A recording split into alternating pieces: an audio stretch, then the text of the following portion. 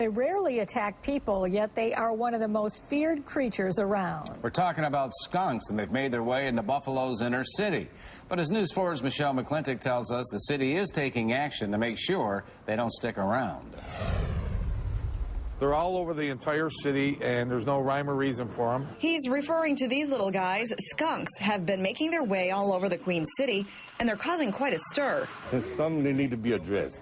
Lamont Kilgore says he smells them all the time, and Hazel has had some encounters with them.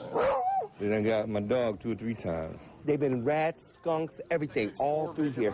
Adrienne Johnson's mother lives here on Shuley Avenue. Who want to live next door to something like this? It's ridiculous. He says this vacant house next door is to blame for the rodent infestation. Every night you smell it. Every night you smell the skunks running around, and then you know all kind of rodents got to be here with this tall grass. His mother called the city's 311 call and resolution center to complain.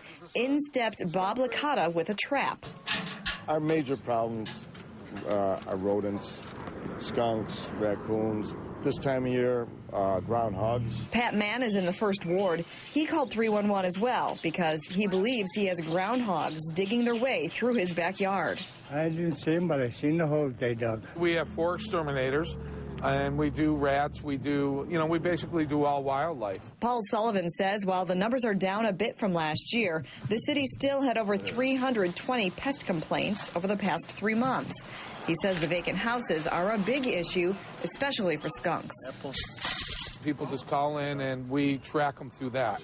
The City of Buffalo's sanitation department relies on those 311 calls in order to find out exactly where those pests are living. In the newsroom, Michelle McClintock, News 4.